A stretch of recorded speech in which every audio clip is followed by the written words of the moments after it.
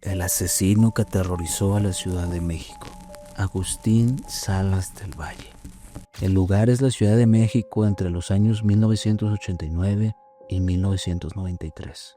En los últimos años habrían ocurrido una serie de asesinatos que horrorizó a la comunidad.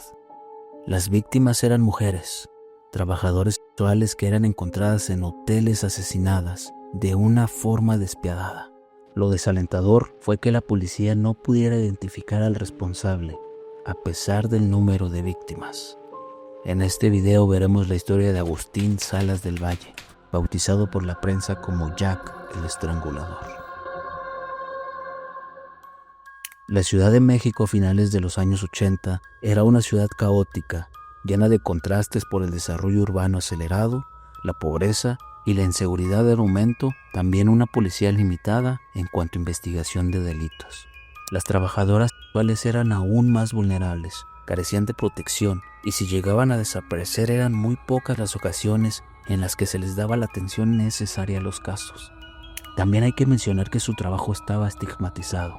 Estas variables dieron la oportunidad para que un asesino tuviera el camino libre para cometer sus delitos. El criminal tenía un modus operandi muy selectivo. Se enfocaba en mujeres jóvenes, que principalmente eran... Pero al parecer también unas chicas que no tenían ese oficio cayeron en las garras de este monstruo. Una vez que tenía a su víctima seleccionada, procedía a llevarla a un hotel donde cometía sus delitos. Las golpeaba, abusaba sexualmente de ellas y al finalizar sus actos atroces las estrangulaba, utilizando lo que tuviera en la mano. Llegó a usar cables, corbatas, incluso las mismas cortinas de la habitación.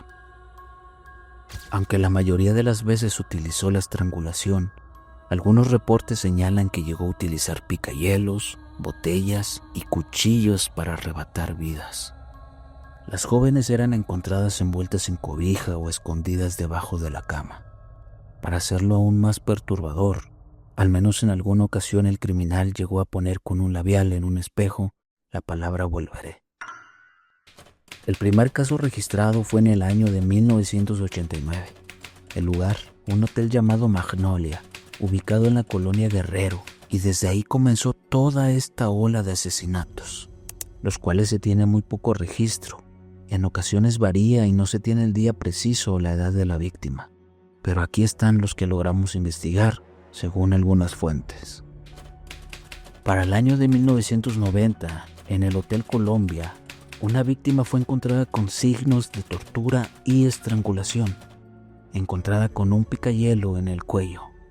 El 19 de septiembre, en el Hotel Madrid, el cuerpo de la joven Sandra Padilla, de 30 años de edad, fue encontrado debajo de la cama envuelta en sábanas.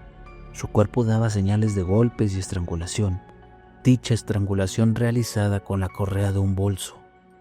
Lo sorprendente fue que ese mismo día, a unos 2 kilómetros de distancia en el Hotel Regina, el cuerpo de otra joven llamada Gloria Quinta, de 25 años de edad, fue encontrada con los mismos signos de la víctima anterior. El 13 de octubre, en el Hotel del Lago, se sumaba otra víctima. Angélica Contreras, de 30 años de edad, fue golpeada, apuñalada y estrangulada. Su cuerpo fue encontrado con un cuchillo clavado en el cuello. El 14 de diciembre, en el Hotel Madrid, un cliente golpeó a una mujer. La policía creyó que finalmente había detenido al verdadero asesino. Sin embargo, apenas una semana después, el 23 de septiembre, apareció otro cadáver en el Hotel Las Vegas, mostrando los mismos signos de tortura y estrangulamiento. Quedaba claro que el verdadero criminal seguía libre. En total, se le atribuyen más de 20 asesinatos entre 1989 y abril de 1993, entre ellas hombres y mujeres vulnerables. El día 6 de abril tuvo una última víctima. El cuerpo tenía los mismos signos de tortura, violación y fue estrangulada con una corbata. Dicha prenda fue olvidada por el asesino misma, que fue clave para dar con su paradero. El día 7 de agosto, la policía detuvo a una persona llamada Agustín Salas del Valle, un hombre de unos 24 años que coincidía con los testimonios de algunas personas. entre ellas trabajadores de los hoteles.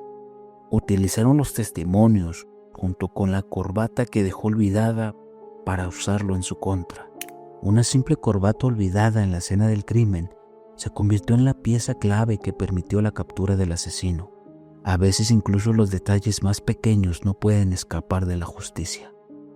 Finalmente, Salas fue condenado a 50 años de prisión, aunque la prensa y la sociedad lo señaló como responsable por toda la serie de crímenes.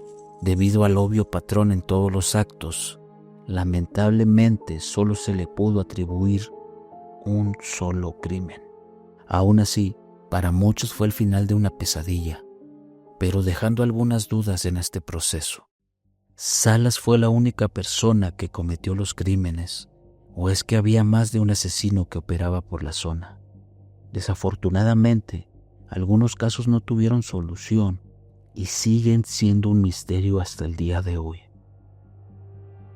Esta historia marca y hace notar la vulnerabilidad de un sector de la sociedad que en la mayoría de los casos no tiene voz ni protección. También nos recuerda la importancia de visibilizar a las personas más vulnerables y que a veces incluso un detalle pequeño, como una corbata olvidada, puede ser crucial en una investigación.